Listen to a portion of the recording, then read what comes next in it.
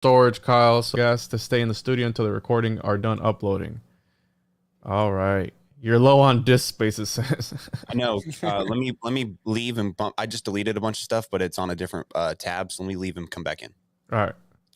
I'm recording on Roadcaster just in case. I'm recording on Roadcaster too, but I'm just saying I wanted to try the local recording on the StreamYard, which I haven't done yet.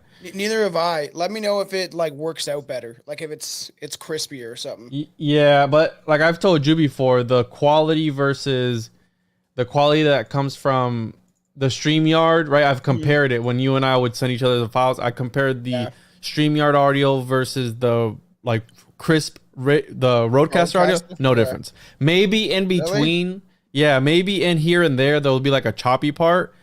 I'm thinking out loud here, but I didn't even see. We don't get paid enough to edit these podcasts. I take my mic and then the USB and then I edit both vocals because whoever's joined on the USB and it sounds better. Because then your main mic is crispy as fuck, and then the show is too. Their guests. Yeah, well, it sucks when you have like a good guest and they're recording with a potato. Yeah. So like we interviewed that guy from jail, and it like I had to make sure it's tried to sound as crispy as possible. When did you interview a guy from jail? And we don't know how much truth but he's in a Panama prison, one of the most dangerous prisons in the world, and he murdered 5 people that we know of. But people say it's 7, and we talked to him through jail, and he said a lot of stupid shit, and we called him out for it, like being like, "Oh, you contradicted yourself so many times," and then he's like, "I found Jesus." Like he didn't talk like that, but essentially that's how he found Jesus, and it changed his life. And I'm like, of course you found Jesus. Jesus. Yeah, I wouldn't give people like that a platform, bro. The dude like murdered people and that's making all a living off of it. Yeah, I know. Yikes. Something fun, something different. If I could, I would have interviewed Charles Manson. So if it's like me today, I went to go put on a shirt. I was going to put on a Kanye shirt, and I was like, it's not a good look for me right at this point. Should we talk about that at the beginning? I'm already recording, bro. We're hot. Okay. Let's talk.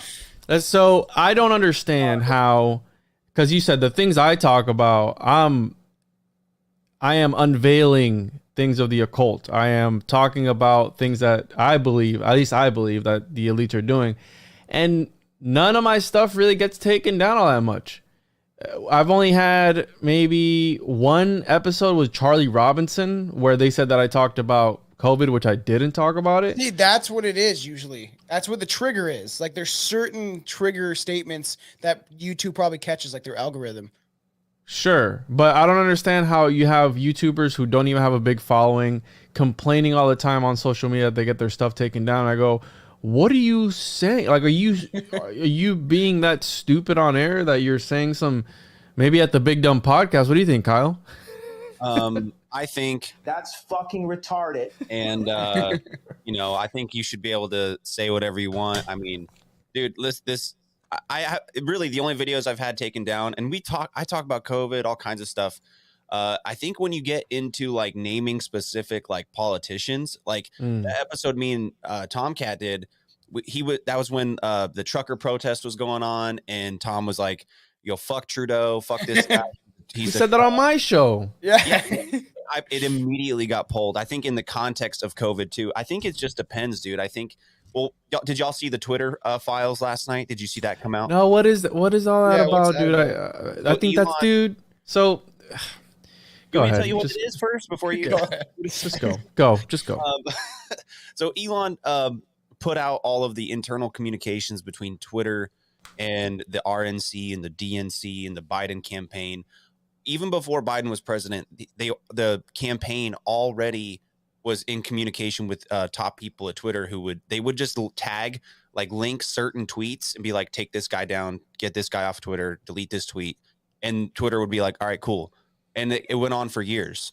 And Elon released all the internal communications of it. Matt Taibbi on Twitter did a 30 tweet breakdown, like a little article about what happened with pictures and stuff. It's fucking crazy, dude. And it came out on Friday at like 5:00. So, interesting stuff. I would look in. I can't deal with Twitter. I never go on it. I do not like it. It's just a platform that I don't fuck with. Right, but there's just a lot of prominent people on there that eventually, like that literally got silenced at the behest of 100%. Yeah, for RNC, sure. the DNC, Biden campaign, people like that. It's insane. But here's the thing, it's nothing we didn't already know. Everything, all this stuff is happening, and we're like, we already knew this happened.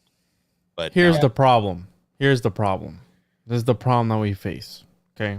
The problem isn't Twitter. The problem isn't Elon. The problem isn't the politicians. The problem is the people who worship these people and put them in Twitter. Nobody. Twitter is a cesspool. Okay. Twitter, true. you don't need, how many, I'm quitting my job because of Twitter. I'm getting off of Twitter. Who cares? You start your own platform. You could still talk to people and text them but because it's a platform. Why? Because we've made it to be, right? We've taken this thing and augmented it to the level that it's at. I don't think that Elon is in it for our best interest. I think because my Maria posted something today, bro, and this is, I'm a skeptic, dude. And that's what I was talking to Tom about. I'm a skeptic when it comes to a lot of things. And I'm a researcher. So when I say something, I want to back it up with research, with evidence. And that can even be tampered with, right? The scripture, books, anything can be tampered with. History is his story for a reason. To the victor of the spoils. I've looked into grimoires and magical texts and ancient scriptures where at the time of its translation, it was like a Buddhist monk or a Catholic monk or a Jesuit monk, whatever monk was translating it at that time. And he's like, I'm going to leave that part about the dog dicks out because I don't like it and it's demonic. So they left it out. And for the rest of the history of that translation, that part didn't exist. So look at the King James Bible too. Same thing. Perfect example, King James. So what I think is, so she posted this thread about how it's a big ritual with 322, and he posts, I'm pulling it up now because it kind of blew my mind. Like it blew my wig back. I think she deleted it. Blew your wig back. Oh, she deleted it. I don't know if I trust her as a source, but that's just no. But it was a bunch of. I'm not saying her, but it was a bunch of threads, like a bunch of different threads, like people again on Twitter. But it was like, it's part of this big ritual, et cetera, et cetera. And I'm like, okay, sometimes as a conspiracy theorist, a lot of us reach a lot of times and connect dots that aren't there. Now. That's playing devil's advocate. That's saying, okay, you can't throw the baby out with the bathwater because maybe they are conducting some crazy ritual with the letters as a reason why you only have 140 characters, like you're limited to how you can say it, et cetera, et cetera. So maybe that's part of the ritual, but is everything a ritual? Are we all being, what I'm saying? Like that's what where it gets B.O.B. me. That rapper B.O.B. and he said like spelling means like a spell essentially, and that all words are. Grammar comes from grimoire, so that's it's right. He's true. I mean, the word grammar comes from grimoire, and that's history. I'm still waiting for B.O.B. to fund his rocket so we can prove the Earth is flat, though. That's that rapper. Yes. Thomas from Paranoid American, he used to be friends with that guy, and after B.O.B. is fucking weird. After he came out as like a flat earther, he like the guy cut ties with everybody. It was weird. And I think that there are intentional psyops put in the conspiracy community to really make people sound dumb. I mean, it sounds stupid because 100%, dude. Oh, yeah. I mean, you know what I'm saying? I'm skeptical of all those things, and not that it's not fun to talk about sometimes or whatever, but I think there are a lot of things that just kind of get like when everybody's talking about it all at the same time, like out of nowhere, like Tartaria, for example. I bring this up a lot. Like I knew about this like 4 or 5 years ago, and I didn't really look into it all that much. I was like, oh, it's the lost empire, whatever, cool. And then like a year ago, 2 years ago, everybody in the community was like Tartaria. And it just and I was like, well, what else is going on? Like, what else is going on? Like with this Kanye thing too, like when he's like, I love Hitler. Yeah, it's like, what did you just say, dude? We're all like, oh my God, what the fuck is going on? This is absolutely insane. But then I'm thinking, okay, well, what else happened yesterday? You know That what gets in the dangerous thought of conspiracy, though, because we podcast with a guy, and then we find out, okay, he's a super believer in flat Earth, and then we're kind of questioning him, and then he gets down that road of the whatever that book's or that movie, the documentary is called, "The Greatest Lie Ever Told" or whatever, which is based on that Hitler is the good guy and he was taking down the Jews for a reason, da da da. And I'm like, and he's denying the Holocaust and stuff, and I'm like, get pulled so hard, bro. There are people though that experienced the Holocaust that are probably still alive today that were witnesses of this, and you're going around denying it. That's an issue that I have of people that get down this dark, deep thing of conspiracy, and then all their ideas are out the window. And it's hard. It's hard because like I did the tavern last night, and we were talking about this, and you know, I think Big Country from Whiskey Beer Conspiracies brought up like this topic in particular is so stigmatized, and we're not allowed to talk about it when there are actual things that, you know, deserve to be talked about, but everyone is like, you know, been conditioned to not bring these things up. And I was like, well, I can see that. That makes sense. Like we should be able to have candid conversations with evidence and with, you know, different accounts of things. We should hear both sides of everything, but we have to be careful and at the same time, perpetuate ideas. Yeah, we don't want to like give these things credence that are absolutely horrible, you know, or fucked up to say, but we should talk about it. Even a conspiracy theory, the most wacky ones, there's like 30% truth in some of them, right? And I think that documentary you mentioned, we talked about it last night. It's called Europa: The Last Battle. It's a 12-hour documentary. 12 hours. I don't know. That's like some Ken Burns shit. I'll send you guys the link. It's on. What is that about? It's about it's a retelling of World War II. It's like an entire history of things you didn't hear about that actually happened. But then is that pushed by a white supremacist? Like that's the idea. Well, so all right. Hold on. It's got a 7.8 on IMDb. Settle down. All right, hold on.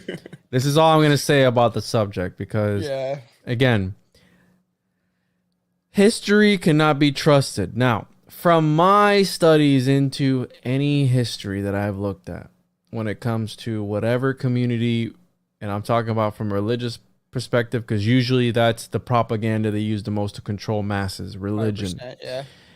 From what I've seen, almost entirely any group that goes out against the mainstream narrative, spitting out something against the mainstream, is always killed off, is always wiped out. Look at what happened to the Gnostics. Why were the Gnostics taken out? Because they were preaching something that went against the narrative about being able to, against the church, against the powers that be at the point in time. So what are they doing nowadays, back to modern day? I was talking to somebody about that. I was talking to Nick Hinton about this. I go, hey, bro, you know, we were going back and forth, and he was texting me some stuff, and I was like, damn, that goes deep.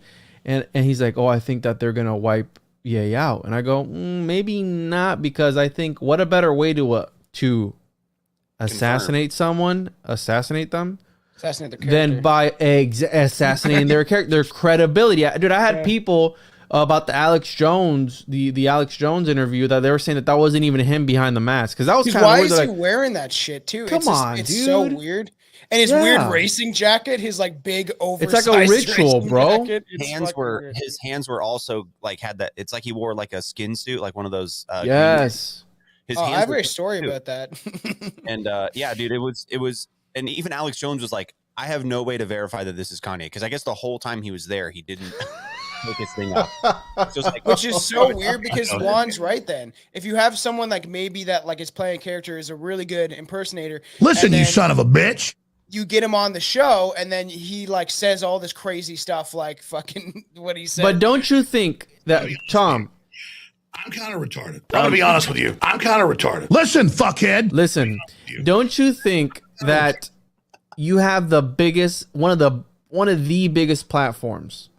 Because again, this is another guy. This is another. I don't want to say pseudo scapegoat, because I also think that the world's a stage. I mean, William Shakespeare, also a shady character in history, said the world's a stage. So I think that they orchestrate all these things. And if you're Alex Jones, bro, you have one of the biggest podcasts, you have one of the biggest platforms in the world, don't you think you would at least confirm that that's actually Yeah, I know. 'Cause he's Kanye, one of you the know, biggest artists in the world. Like, Come on, dude. technically. So I think either, dude, if these people are and by these people I mean the lizard people. If they're actual lizards or not, I don't know. But the Yeah. powers that be, the catching elites of the elites, if they are as powerful as they say that they are, and they have all this technology, they have all this magic and all this stuff, why wouldn't they just kill somebody in their sleep, bro? And or put some in skull voice technology to drive them crazy and just make them do just a crazy thing.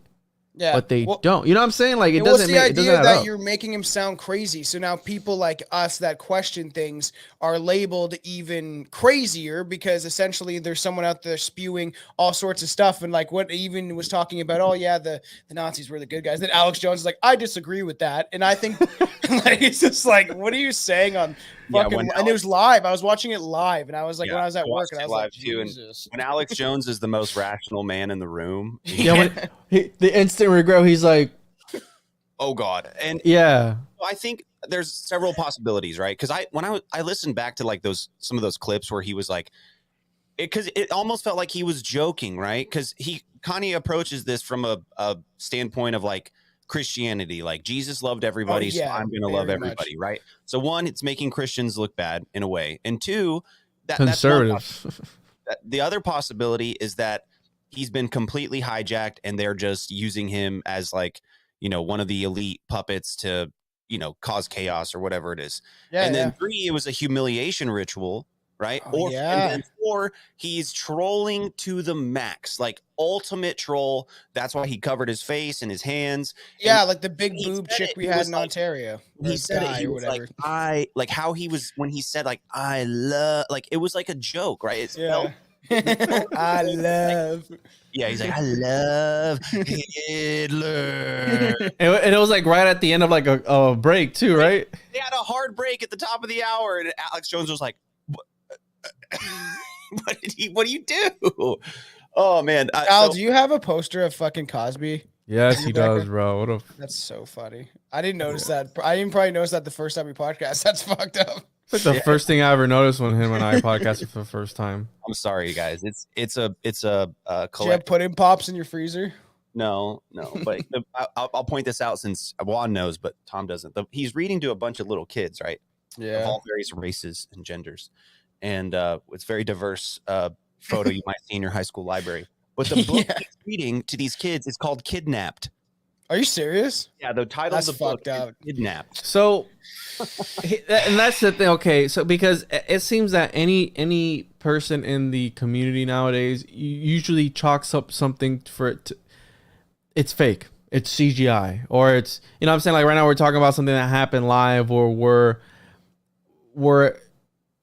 where they think that you'd accept, like, okay, this is the guy that we're talking to, but then you have the people like, oh, that I saw comments, that's not even him, his hand gestures are all off, it's a CGI or it's a deep fake. I'm like, okay, that's so schizo, man. Like, you know what I'm saying? Like, maybe it was him, maybe it isn't. Maybe let's talk this out. Okay, let's talk this out. Maybe he's having a psychotic break of some sorts. He's his own man. Nobody's pulling him back and putting him in an institute or anything like that. Maybe he does have some mental illness. They did before. Yeah, that's what I'm saying. Yeah. But then you have the whole thing. Oh, he's a clone, or is he a clone?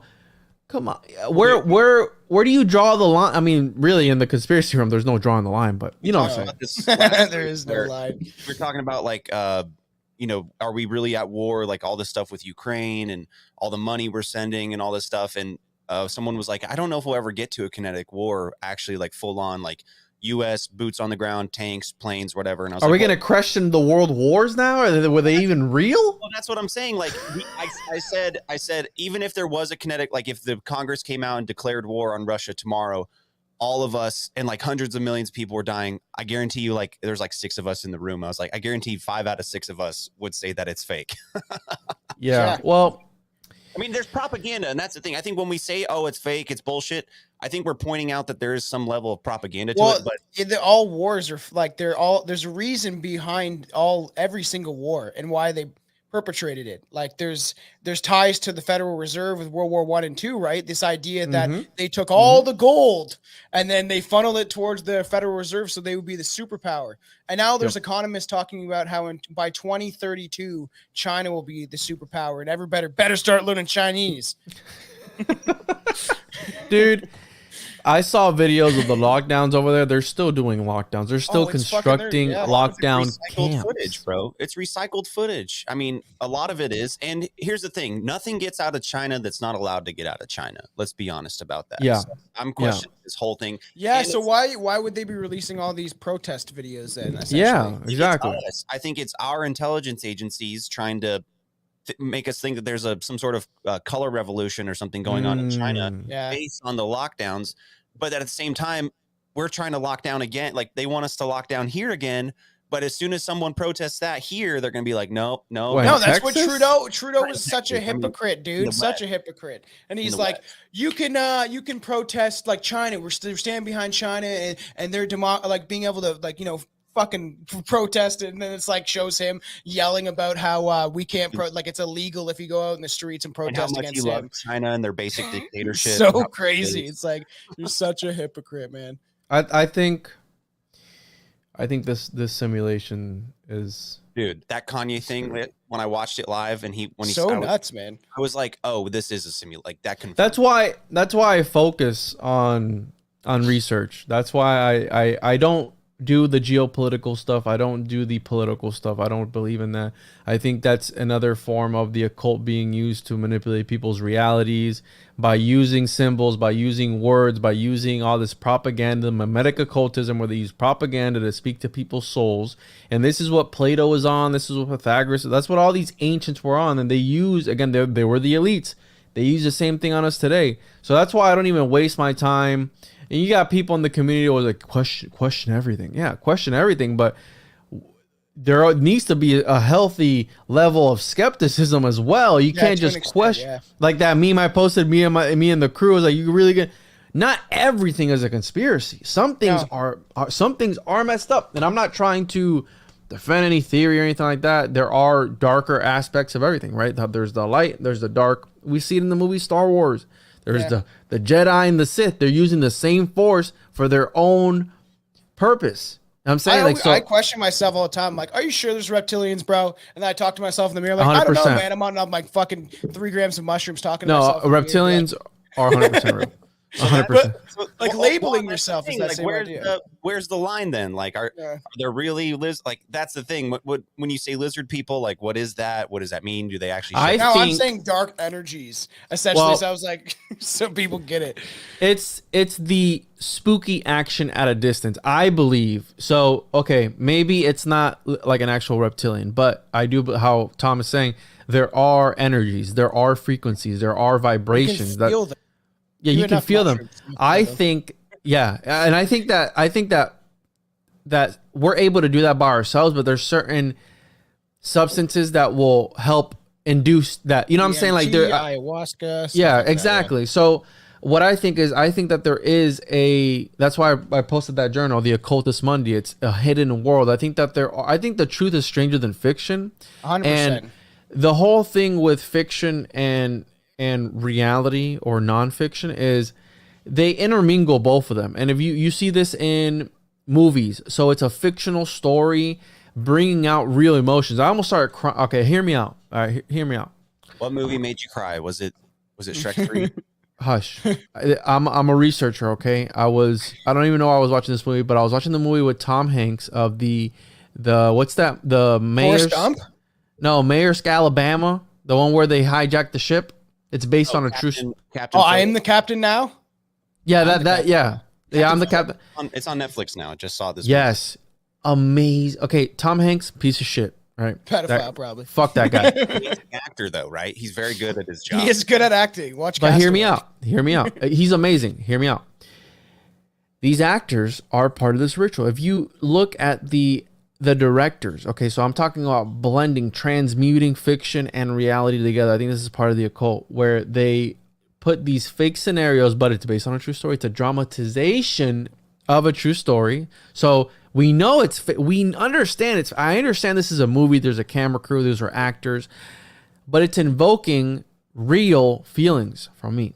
Mm-hmm. So the same way that movies, cinemagicians, the same, and one of the original Coppolas said, magicians of antiquity, and I'm paraphrasing, magicians of antiquity and filmmakers were one and the same. Essentially, that's paraphrasing. One of the original Coppolas, which we know. Well, even in like a live theater performance, like we always say, it's the magic of theater. Like the silver screen. So true. Yes, so yes.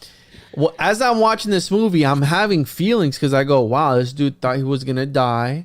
You know, he was writing a letter to his family, bro. He's about to die. He's writing a final letter, a final goodbye. They're about to shoot me and I'm about to die. And then boom, at the very last second. So I'm having the anxiety the entire time. Oh, like real feelings. So now. Yeah, I get that from movies all the time. That's the micro. I love cinema. And yeah, I know it's programming, right?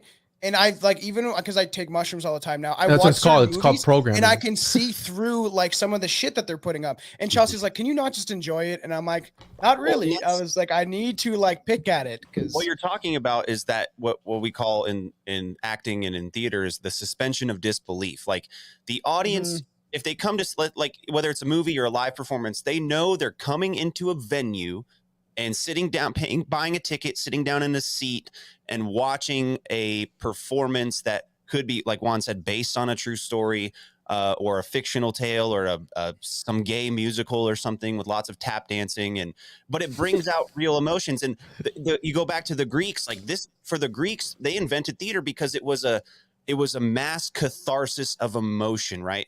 Whether it was a comedy or a tragedy, it was a way to get everybody in this space to experience the same thing in from a trance. Yeah. And it could change the outcome of a war. I can't tell you how many times I've cried to Star Wars. Because I'm like, I want that existence, man. I want a lightsaber. I want to travel the galaxy. But it's that suspension of disbelief that allows that emotion to actually hit you. Because once you accept, okay, I'm watching this, and this, I'm going to ignore all of that and focus on what the story is or what the characters are portraying. That's when that emotion is able to. So it could be 100%. Some sort of ritual thing, but it does go back to the ancients, the Greeks, like with Socrates and all those guys. They invented this thing to not necessarily control people at first, but to persuade their opinions too. Yeah, in some circumstances, a lot of the Greeks plays were about a particular war that had happened, right? Yeah, like there's this one, I can't remember the name of it, but all these ladies were like, we're not gonna on both sides of this war, like these two warring city states were fighting, and the women from both these city states were like, we're not fucking our dudes until they stop the war. In the play, did men play the women? Back then, yes. I'm sure they did. Yeah, so you can change your perspective on things through and go ahead, Juan. So extrapolate that out, right? Take it out, right? So the movies and the cinema is the micro. Now extend that outwards and you play it into the world. So look at the leader of Ukraine. Isn't he literally an actor, bro? And have you seen that music video he's in? That music video is in when he's like dancing in like fucking high heels and leather outfits and all the single ladies. Was that real? Yeah, so it's a real thing. SNL skit where they did all the single ladies with like dudes and Beyonce. Oh my! They made fun of it. He was in like a version of that in Ukraine. Are you serious? I see, because I see things like that, and I chalk it up to the guy looks like him or whatever. Because I don't take. Dude, you can go read his resume, dude. He's got a lot of credits. Wow. Okay. He was in a sitcom, like a West Wing type show, where he was a comedian. Like, and then he becomes president. Yeah.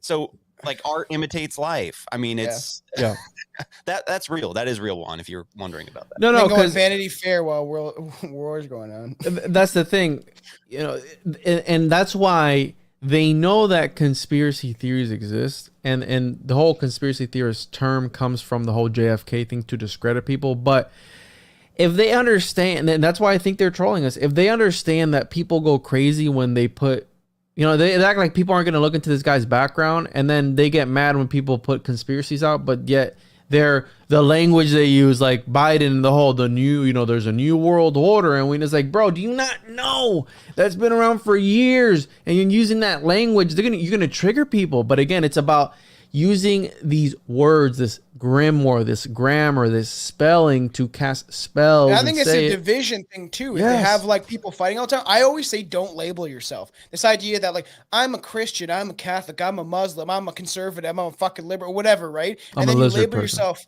and you put yourself in that box, and then you're inside of a box. And then if you leave that box, everyone from that box starts yelling at you because you're not following what they're doing. And it's a lot of people do label themselves, and then it's a constant battle. I'm kind of retarded. That's an okay label. You can use that one. So what I think is going on is, and again, back to the occult, and that's why I relate everything to the occult, because I've read scholarly works, and I'm going to use, because we're talking about crowds. Gustave Le Bon did a study. He's a psychologist on crowds, French psychologist, and it's this whole journal. You read it, and it's a scholarly discussion on how crowds react the way that they react. People get together, there's political movements, there's politicians, but and mind you, this is a scholar, there's always that one aspect. He goes, okay, so crowds get together and there are criteria to become a crowd, and at its core there is something metaphysical that I can't explain, and he calls it the contagion. And I started talking about something similar.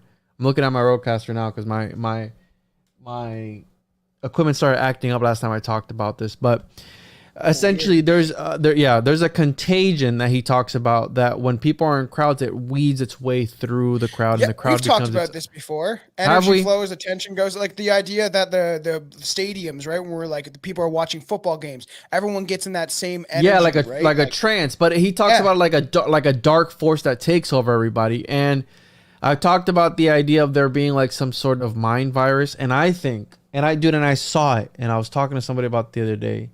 And I could have swore I saw, and when I went to go look it up again, I couldn't find. I'm going to look it up again. That the government came out and said that there was like some virus, some paranormal virus from Skinwalker that was going around. And then when I saw that, because I screenshot it and I sent it to my wife because we were watching the Skinwalker show just for fun to see what. Because again, they're not going to tell you. I got you know what I mean? So I sent it to her. And then when I went to go look for it again after the fact, couldn't find it. Couldn't find about the paranormal. Because think about it. If there's some sort of interdimensional virus that literally, let's talk about the New World Order. Hear me out. Because we have the whole Trump thing coming out 2024. What if you buy Pfizer? Right? Yeah, exactly. And we love Biden on this podcast, so whatever. If think about it this way, what if there's an interdimensional virus that comes along? And they want to push a messiah, right? They want to push this guy who's gonna, the Antichrist, gonna take over everything. If you want to believe Revelations, what if the only person to cure it is the messiah that they put in play? Like, hey, there's this interdimensional. Instead of doing like the whole Project Bluebeam, where all the gods come together in the clouds, you do it through like a vibe. That's fucked up. That could be a movie, man. You know what I'm saying? But you hear me. You know what? Today, December 3rd, 2022, 11:36 a.m. Eastern Standard Time. We're copywriting that idea. Fuck anyone who tries to take that idea. But an interdimensional virus, and then they stage a healing from the Messiah, and then people are going to look up to that. But there's actually, I think there's like a Netflix show on that already. It's called The Messiah. Well, and it's like Jim Jones tricking people thinking he's curing their cancer. And it's just like he's just pulling out like pig guts from his hands and shit. He did stuff like that. Have you heard of this Jewish Messiah that is out and about now? They're like, he's got like armed guards and fucking, he's got a squad up now. Yeah, it's a cult leader, man. That's like it always gets on this gray line where it's kind of culty. I did a show a couple weeks ago where we talked about like this technology that they have with like drones, and then like there's this like sound technology that like just it like can focus you hear it in your head instead of like through your ears. Like they can just pump sound into your head.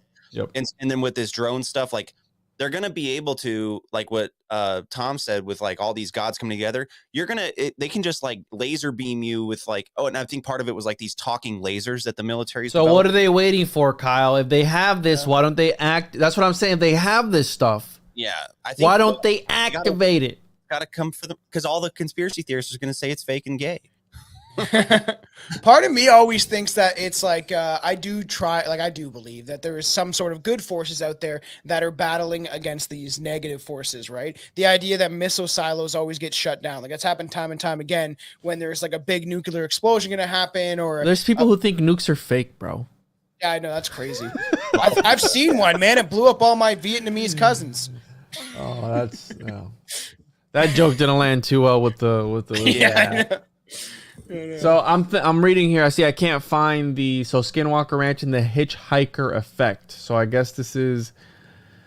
Oh, it's like a possession type thing. That's that's why I haven't gone to Skinwalker, and I know people with property out there. Shout out to Ryan Burns, and he's told me, he's like, listen, dude, you come out here, something might attach itself to you, and I go, do I really want that? He's like, yeah, we got to sage you off after. I'll be okay, dude. I think because your energy and stuff like that. Like, you should do it, dude. No, cause so they say that when you're in this area. So I believe. So I think that this Skinwalker Ranch isn't one of the 12 mile vortices that you and I covered, Tom. Yeah. But I do think that there are different areas in the world where it's, the veil is thin. And yes, do I. I don't know where to stand with Skinwalker. I think Skinwalker might be also another psyop because they chalk it up to, oh, well, it's the indigenous beliefs. Well, I've heard otherwise. There's a book called Camelio where it talks about this guy that they were testing military tech out there on people, and they just chalk it, oh no, it's just a Skinwalker, but it's actually military tech that they're using, testing it out. Yeah. But it's like, which one are you going to believe now? Is it propaganda or is it actually military? But then why out of all the places there? Well, if it's a tech, why don't you just use it everywhere? You know what I'm saying? Like, it's always concentrated. Oh yeah. In these, you know what I'm saying? Like, it doesn't. These areas. It goes back to that what you were talking about earlier, like just everything's on an energy vibrational level at some point, right? And all things operate through, like Nikola Tesla said, vibration, energy, and whatever the third one was. And so I think that these elites, these occultists, these magicians, they're in tune to that kind of thing, and they can, it's like water witching. Like, they can tell where these areas are with their voodoo gaga magic or whatever. And so it's like why pyramids are built in certain places, or why certain buildings are constructed in certain places. I think it goes back, like, what did you say, the 12 devils playgrounds or something? The 12 vile vortices. Well, there's another one, or maybe they're the same thing, called the 12 devils graveyards, and that's it. Yeah. And I think there's more gateways to hell too. There's like shit like that. We talked about, there's a Stull cemetery. It's supposed to be like a gateway to hell, and there's places like that on Earth, right, where they think it's to a darker realm, so to speak, right? I think that it goes back to the Hermetic principles, because you have guys like Crowley, and I was on the homunculus hitch, because that's like one of the topics that no matter what, it people are drawn to it, and it's like it's Swan's dick hard. It makes my nipples hard, but people are drawn to it because it's so interesting, this idea of artificially creating a person. Well, we do that now. They literally grew a calf in an artificial womb, an artificial matrix the other day. Last night, me and Billy did the Dover Demon, and I was like, think about the technology and the stuff that we have. And I believe that some celebrities are cloned, but whatever. But I was like, we definitely believe that, we definitely know that we've cloned like sheep and stuff. In '98, bro, the first human clone.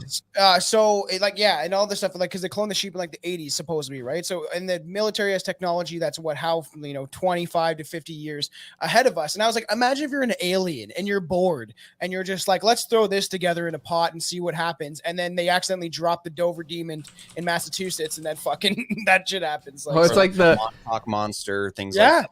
I was just talking about the chupacabra with somebody the other day, because I grew up in I was born and I grew up a little bit in Puerto Rico till I was like 8 years old. And I remember, dude, growing up, hearing about stories of the chupacabra, hearing about people having hands coming in through their windows with like claws. And I remember my dad knowing people who had like ranches, and the animals would be sucked clean of their blood. And the theory goes, according to, shout out to Kill the Mockingbird's podcast, they talk about this theory that they have where they're using this blood, these cow mutilations and all this stuff to, again, how you're saying, the blood from that to be used in some sort of facility and some sack again, and that's what that's what they're on, bro. They go deep on that.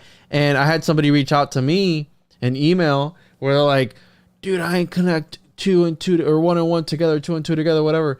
And all these cow mutilations, when they don't have blood, it's like, where does the blood go? Well, the first human clone was a chimera. It was half man, half cow. Now hear me out. They said that they killed it after 12 days. Did they really? Because that's what all these alchemical texts are about. And I think they're still practicing the same stuff that they were back then. Today, it just has a different name. It's not alchemy anymore. It's not. Science. It's science. Trust the seance, right? The science, and that's why I think that. Look at the movie The Matrix. Movies like that, where how you're saying, life imitates art, or vice versa. What are they trying to tell us? And that's why I stay back, and I look at all these ideas from how Terrence McKenna puts it. They are toys of thoughts and ideas and language where you manipulate them and then you put them right back. Doesn't mean I believe that they're, that kind of touches on the whole thing of like a mind virus, right? Because like when I say like, hey, Juan, don't think of an elephant, boom, mind virus. Oh yeah, I just thought of an elephant as soon as you said that. Yeah, so it's like, but they can be such little things that like stick with you for so long, or maybe like I know us, we sometimes we read like crazy shit or some crazy like article, and then we're like, now it sticks with us, and we see something, we're like, oh, is that? I don't know, what does that say, Juan? Twilight language. So this is a book by Michael Hoffman that I'm currently reading. Hopefully, what's it called? Gonna get him on an interview soon. Twilight language. And check this out. He goes hard in the paint on conspiracy theorists because, and this is something I've talked about, abracadabra. Yeah. Right. Yeah. Abracadabra is an Aramaic word often written in the form of a triangle denoting I create as I speak with words I create. And that's essentially what I think that a lot of people with cinema, with the media, with TV programming, with Netflix, all these people, Emily Moyer talks about Netflix being different dimensions. If you really look at the shows like Black Mirror and all these things, if you think about cinema, they are essentially mandalas for your consciousness. Video games. When I go into the metaverse, right? Or not the metaverse, but VR chat. I do, yeah. I haven't done it in a long time, but again, I'm a researcher, bro, and I know. I remember when you first got that, and I was like, oh, I don't know. You got to start doing your podcast in VR chat. I did do a podcast in VR already. I was Morpheus interviewing a frog. Clip that sound clip because. So hear me out, but here's the difference between me and the next guy over. I know it's a game. Some people are on that thing 24 hours a day, 7 days a week, that they don't understand that it's a game. Yeah. And that's where we're at right now. And that's where I think it's a mass, what Michael Hoffman talks about, a mass initiation where, I have it highlighted here. Look, check this out. Here, this guy's on some shit, bro. Human beings have been partakers of this debased language which has been codified by Western secret societies such as the early Rosicrucians, which we know a Rosicrucian might have been the editor of the King James Version of the Bible. I call it interdimensional literature because it affects, it creates people's realities. How many people have died? How many people live around the word, right? And I'm not bashing religion. Hear me out. I'm just saying this from, again, I'm stepping outside the box. I'm looking at it from the outside. Some people live, eat, breathe their religion. That comes 100%. From what? That comes from a book that was published. You could apply the same thing to fucking Harry Potter. I mean, so let me read this. Let me read this real quick. Early Rosicrucians then further eroded by postmodern advertising, radio, rock, cinema, internet and news media. Inside this psychic pressure cooker, true apprehension of being in creation is rendered unattainable.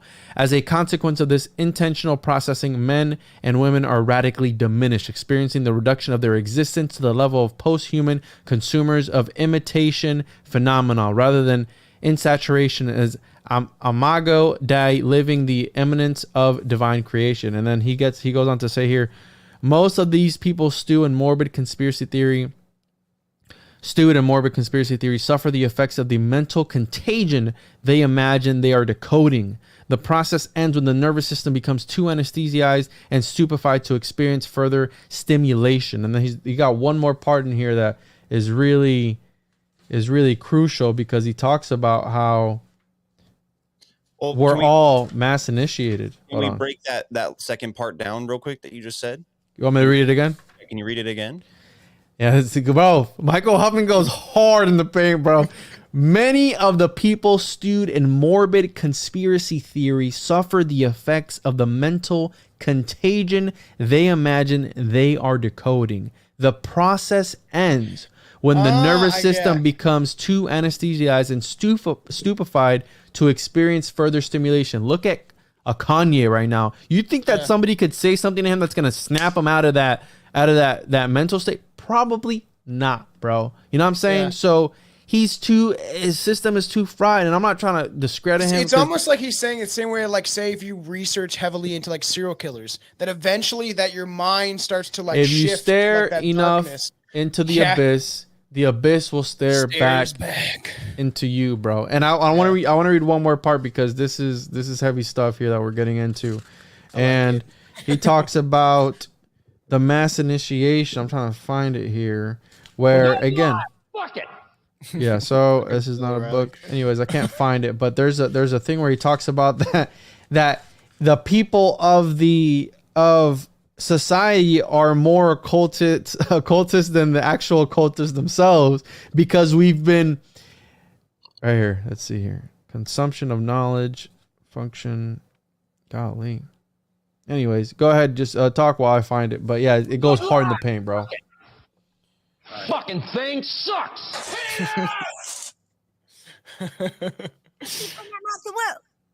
Yeah, that's the crazy, because it's drip fed into everything, right? Like, and you see it in fucking Disney and stuff like that. And you know, my fiance, she's like, no, we'll let her. Like, I'm like, I don't even want my kid to watch any Disney movies. Like, I want to like pick through them, because when we do choose to have children, I want to make sure that they're not being conditioned in some sort of way, because it's subliminal. Like, they add even in music, it's there. You can like certain frequencies. That's exactly what Juan's talking about, or Michael Hoffman's talking about, is like, you get so like into one idea that I found it. Okay.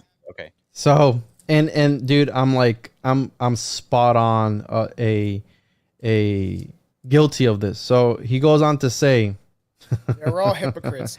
yeah. Well, hear this out. Consumption of the knowledge and branding of Twilight language, as opposed to the study and analysis of its function as a neurolinguistic programming, which is where I think I sit, but according to him not, is an act of enthrallment, not liberation. Participants in the process situate greater knowledge of Twilight language in a continuum of thrilling jolts to their seriously impaired and dulled autonomic Big word. autonomic. Golly. Hold on. Sound it out. I'm gonna be honest with you. I'm kind of retarded. Fuck. See, I do this all the time with last names. Autonomic. Like, what? Autonomic. Who cares? Nervous systems. Like narcotic addicts who increase their dosage to obtain the same level of serenity. First experience with the ingestion of a lower dose. And dude, I literally started a show on Patreon called Dopamine Deep Dives, because on the first episode I talk about it, I go, I'm searching for that next high of knowledge, because sometimes I'll connect the dot, like, yeah, dude. So you're addicted to the homunculus, bro. I'm addicted. Okay, so and that's why. But then again, that's what that's what pushes me further and further and further, because I don't stay stuck on one subject. I always search for the next thing. Until we're all in a padded room. He's fucking right, bro. He's absolutely right, dude. There's no I'm so guilty. Because we're all victims of that, and we all do it. Like, I've been like deeply into conspiracy since I was like 16, like very young. Or even probably 14 with the music I listened to of like the government's bad, and then it leads down a road of like, then I got into HARP and this idea that they're manipulating things with technology, and then it just, because then you get in that thought of like, what else are they lying about, and then everything becomes a lie. Everything is a lie. Then, I think a big part of it too is like, well, what can I do about it? So like, you brought up HARP and stuff.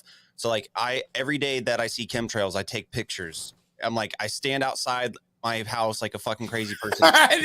Starts throwing shit at the sky, be like, fuck off, military. I'm like, I think if I just document it, I'm doing something, right? And then I'll like track with the weather after the fact. But like, it's like, what can I do about these And then things? you got the idiots that are like, it's fine. Like I was like, oh, that's great. Bunch of fucking chemtrails in the sky. And then I post on TikTok and people are like, it's not actually like, it's not poisonous. And I'm like, man, you do not know what you're talking about. It's like crazy. Why wouldn't they do that? What do you have to gain versus them? That's what I always say too. It's like, who has what to gain from this? Exactly. And it's a great example of just like, one of those things where I see them and I get excited, but also angry. When I see chemtrails, coughing and shit, it pisses me off, and I'm like, "Fuck!" And then, but like same with like Juan and the homunculus and this alchemy. Yeah. It's like Yeah, once you see it, you can't unsee it, and then every time you see it, it just you're like, "What the fuck?" And then you keep. No, that's what it is. David Icke talks about this stuff where like the idea of like illusions, right? Where I've showed that there's a picture where it's like 3 flowers. And then once you see the word sex in between the 3 flowers, that's all you can see because your brain now is flipped. And that's the idea of how the, reptilians and stuff like that work, because there's that interview with that chick. It's called like Lacierta or something like that. And it's supposed to be it's transcribed from that guy. It's like 2 hours actually supposedly interviewing a reptilian. And because they masquerade, it's a fuck. I've listened to it. Is that the book you told me about that you were listening to, an audio book? Yeah, that was like 30 something hours long. No, that's the Law of One, which actually I think you would actually really like the Law of One. That David? What's his name? David Wilcock constantly references it all the time, but it's David Wilcock, different volumes. Bro. I like him.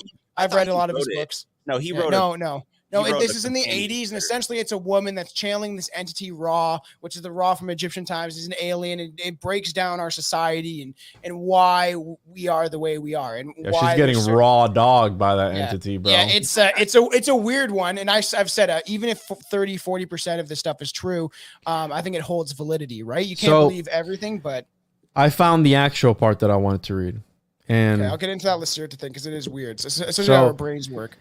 And I encourage you to check this out. I mean, this book is phenomenal. Michael Hoffman is phenomenal. I've read his book, The Secret Societies in Psychological Warfare, or Psychological Warfare and Secret Societies. Either way, phenomenal. And this book is not a how-to manual to prevent being alchemically processed by the cryptocracy. One cannot prevent a disease. Hold on. They're trying to silence me by clogging my throat up. One cannot prevent a disease that has already metastasized. Neither is it a wake-up call. Since the gateway year 2001, the majority of Americans have been processed as initiates. They are Masons on site, i.e. members of a secret society without knowing it. Yikes. A wake-up call presupposes that people are asleep. They are only partly so, because we talk about all the time in the truther community, we talk about, let's wake people up. It's not your fucking job. They're already awake. They're just choosing to be in the reality that they're in. Is bliss, ignorant, right? In the Matrix, he takes the steak. He goes, I know this steak isn't real. Yeah, I had a great steak yesterday, by the way. I know this steak isn't real, but it sure tastes. So that's those people. Let them do their thing. Let them, just plant that seed, and the rest is history. So in their waking states, they intuit, I'm pretty sure that's not the word, that the cryptocracy in the United States engages in human sacrifice and occult processes. This thrills them, and they keenly anticipate more thrills. So again, this book goes hard in the paint. If you can read the big words that are in it, because apparently I can't today. But yeah, check it out, because bro, he dropped some shit on here, dude. That year 2001, it makes sense. Is it like because we all participated in a mass trauma ritual with 9/11? and that was the initiation into this secret We society. we all trauma bonded together. And again, that's why the whole Twitter thing, back to the Twitter thing, that's why I think it's bullshit. That's why it's like people, and dude, I'll be 100%. I praised Elon too. I thought he was one of the good guys. I thought he was on our side, and then he started messing with crypto and started doing all these things. I had even pre-ordered a fucking Cybertruck. I gave $100 to this degenerate for a Cyber. You know what I'm saying? Like, I bought into the lie, and that's where you make the first mistake, when you deify these characters, and that's all they are, dude. They're constructs of reality. Some people say that Elon Musk isn't even real. Like, if you know what I'm saying? Like, I was watching a show the other day, and if you want to end the podcast now, we can do it. I was watching this show the other day on Netflix, and again, I don't know if it's the paranoia, I don't know what it is, but as soon as I saw this person in the show, the paranoia, bro. I was thinking out loud next to the wife. I said, "Is this guy even real? This guy's a CGI animated character." And my wife goes, "Yeah, he looks fake, right?" I'm like, my wife doesn't buy any of this shit, bro. She doesn't believe in any of this shit. And for her to say that, I'm like, yeah. So there's some nights where I'm talking to like my fiance Chelsea about stuff, and then she starts to clue in, and I'm like, see, it's fucking, there's something, because there's video footage of even like on live television of all these people in a crowd and stuff like that, and you can see the same guy over in one point and the other, like, and it's all like superimposed, and you're like, that guy's right there, and then he's over there, he's got a mustache, and it's the same fucking dude, and like there's two women that look the exact same, and you're like, man, it's not as real as people think it is, and stuff like that. And even like it's fucking look crazy, at the news models on Fox News, like when they all repeat the same shit. Well, no, not even that, but like when they do like a panel, it's all like a bunch of tall, skinny, blonde women in like business formal attire. we I was doing something the other day. They all had their legs crossed the same way, and they're all facing towards Mike Pence. It was like a reverse gangbang movie about to start. So weird, absolutely hilarious. But yeah, there's my wife just patronizes me though. Like I'll be like, I've been playing the Assassin's Creed video games, right? which one? they're all pretty good. I'm going through all of them right now, but I'm on Syndicate right now. Those games are a cult as fuck, bro. We grew up with that. In the through lines through all of them, it's like the Templars, the Assassins. Those are real groups that have existed. Anyway, so I'll be playing, and she's like, "Oh, how's your game, honey?" And I'm like, "It's good. This is like what's happening. This is crazy." And she goes, but anytime like we're watching a movie, I'm like what you did, Juan, and it's like, that's not fucking real, or like, oh, they're telling us this. She'll go, honey, yeah, like. So y'all are lucky that they at least buy into it a little bit. No. It's rare. It's rare. It's really rare. She doesn't buy any of the shit that I say. But here's the thing. What if those people are put in our lives to balance us too? Balance us, you know what I'm saying? 100%. Maybe like I've some said sort that of handler. I said that to Chelsea. Yeah. I was like, you're meant to balance me out, because I truly believe that I would have killed myself. Sounds fucked, or I would have died from something if I didn't have someone like Chelsea in my life to help balance me. Because I got deep into this shit in 2012, like deep into it, and was drinking heavily, and like went almost down to Alex Jones road of like just yelling at everybody. Dude, I think all of our girls, any women or partner in your life, I think they're feds, like 100%. Like I question that all the time. I'm like, are you a fed, babe? Like you just the Ouija board once told me that my mom was a reptilian, so it's just like she's actually put in your life. You fuck with these things, dude? Fuck. Yeah, I have bro. 3 of them, dude. Oh man. Whoa. And Billy keeps wanting to do it at, like in my house, and I'm like, no, we're doing it at your house. I don't want to bring anything in here now because I haven't really touched them in a long time. FBI, open up! Yeah. Dude, that scared the shit out of me. I saw that. That was so weird. Oh, and I messed around with that stuff so much that, and that's this idea, right? This thing, even if it's true or not, but about this a guy interviewing the reptilian, right?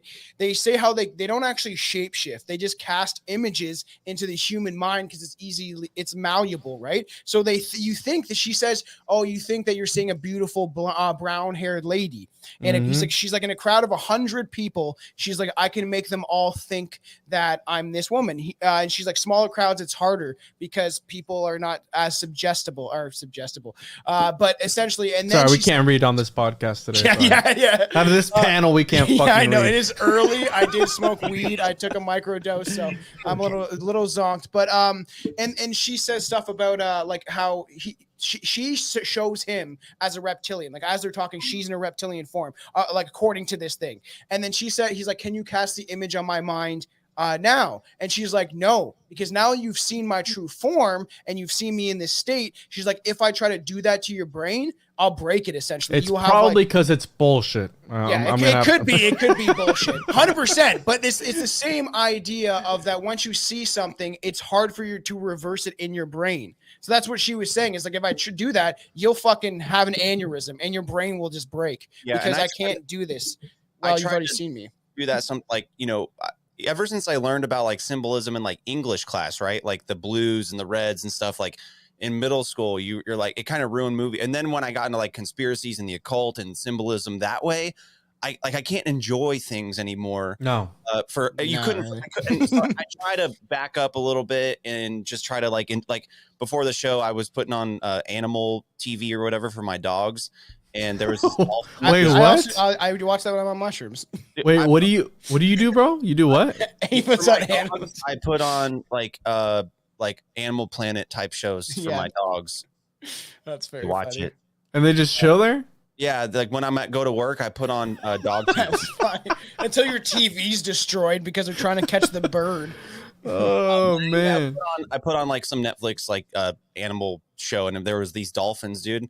And I was just enthralled by like these dolphins are fucking playing. Dolphins? They're playing a ball game with a piece of seaweed, and they're like keeping score. Like they're like actually have rules. I'm like, what the fuck? Yeah. The animal. When I started doing mushrooms, I would just put on nature shows because you're sitting there like, whoa, nature's metal. And then when it gets to the part where they're like kicking stuff off cliffs and stuff, you get all sad because it's like Jesus, the way they did kill each other and shit, and like. Oh, yeah, because there's no boundaries for them. Yeah, it's like they don't care. These fucking orcas like would surround this school of herring and then just like tail whip these bitches and knock them out and then go eat them. Yeah. I'm just saying, my point to that was I'm trying to like it's that balance, right, of finding times where you can just chill and enjoy things. Like the Assassin's Creed games is a good I don't think that's good either, Kyle. Balance because it has that interesting occult stuff, but it's also kind of like a game where you can. But it's like I think you're right. Where it's like sometimes like it's like, well, do you live in this weird box of paranoia, or do you enjoy the existence that you have here? And that's what I'm starting to do. Right? Is like I was very deep in this stuff. I was an angry person for a long time in my life of the way that I saw the world and how people didn't see it the way that I saw it. I was like, how can you not see through this bullshit? And now I'm like, I'm just gonna be happy in my own existence because essentially everyone's like, how do you change the world? You change yourself first. I do believe that. That stupid old saying is that you change yourself and then you reverberate that out into the world, if that's a word. But you put out your energy of being like a kind, loving person kind of thing, and then it can help the earth. The more people are angry and divided, the more that these fucking reptilian pedophile elites are going to take the energy and be like, yes, my food today is great. Tasty. I completely forgot what I was going to say because what's that clip that you have at the beginning of your show, Kyle? Where it's like, after hearing you ramble. Just one of the only idiotic things I've ever heard. Yeah, no, I'm kidding. I'm not. But I completely forgot what I was going to say. But this idea of, I completely forgot. But no. Oh yeah, about enjoying the now. I do that.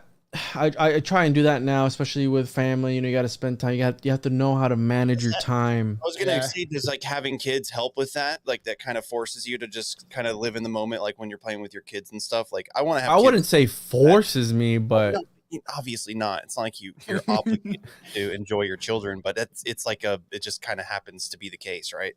Yeah. You need to find that work-life balance, but then you're also teaching them like subliminal alchemy, like, hey, chill out, bro. Like when you put your blocks together, put them in this formation, and we'll make a sigil on the floor, and then you add your Play-Doh and then you make a homunculus. Those things only work if you give them power. That's the thing. They only work on how you're saying when I'm sitting and watching a movie, dude. All right, so now I know what I was gonna say. You're playing these games, right? I've been playing the new Call of Duty as of lately. But dude, we gotta I've heard play it's together, pretty bro. good. Send me a fucking gamer tag or whatever. Let's fucking touch my muffin, all one word. That's my gamer tag. Is it? Oh yeah, I forgot about that. That's Are you on fucking Xbox? funny. I'm on PC, bro. You have to send me your Activision code. I'll send it to you later. But yeah, I've been playing the new. So I was watching the other day. I was watching Yu-Gi-Oh, and I brought this up on a bunch of That's podcasts. so funny. Did you go back and start watching Yu-Gi-Oh? Dude, so I was watching.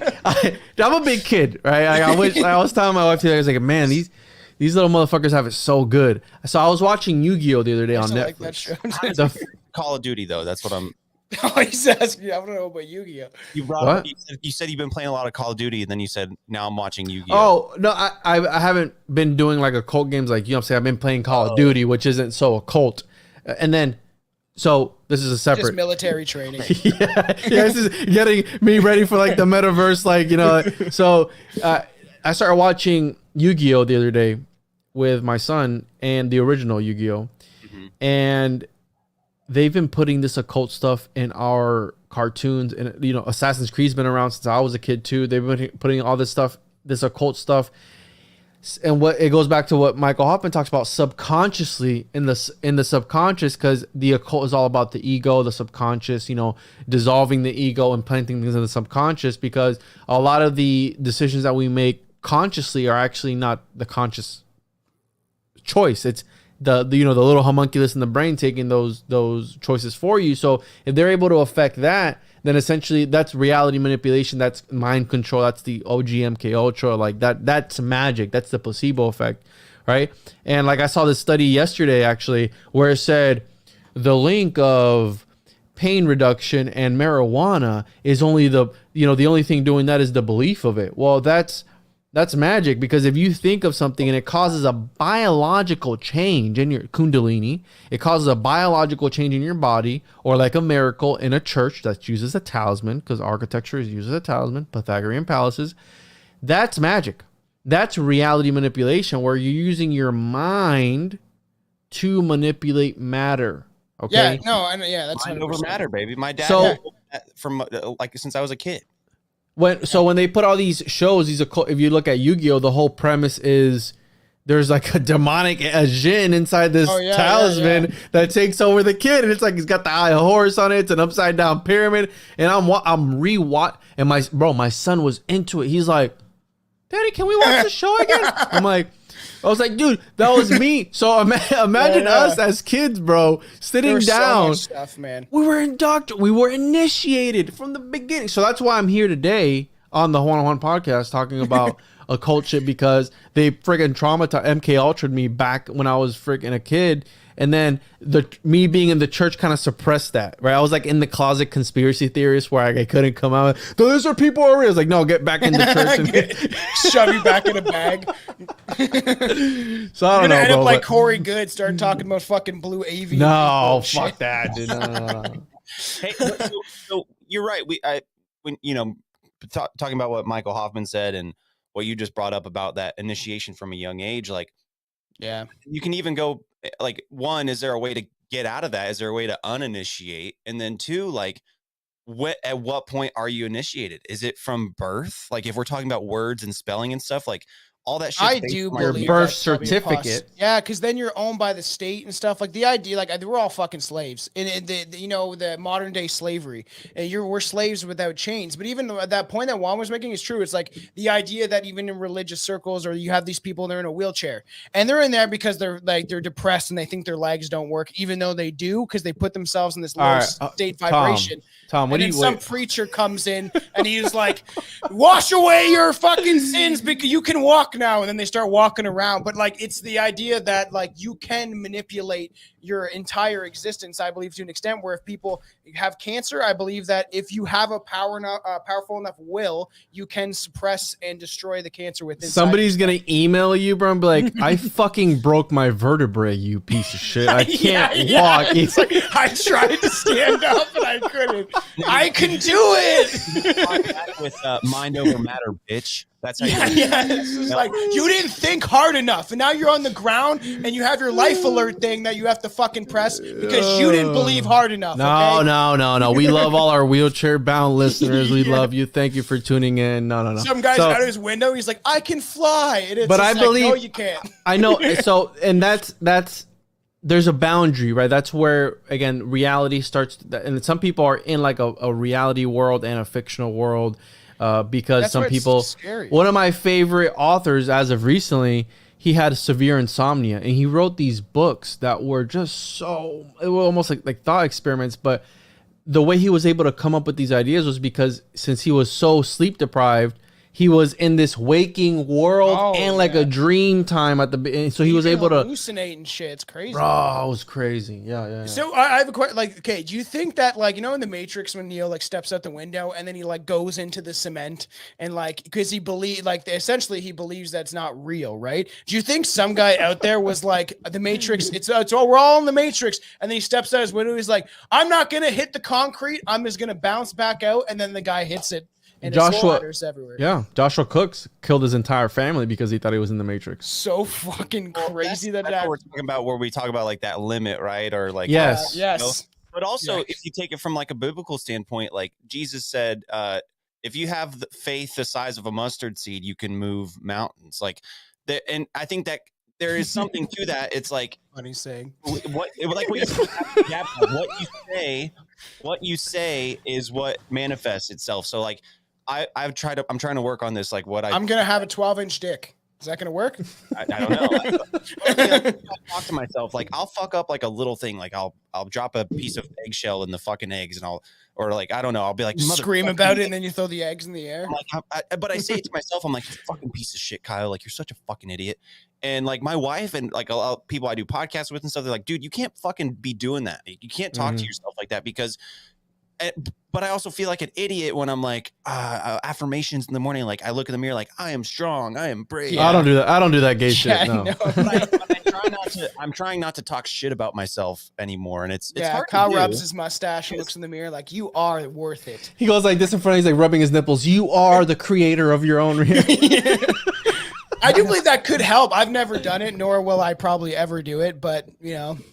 Because like even have you guys all like I know Juan's done mushrooms. Have you done mushrooms, Kyle? Like you've said that you have, right? Once or twice, yeah. Have you ever looked at yourself in the mirror?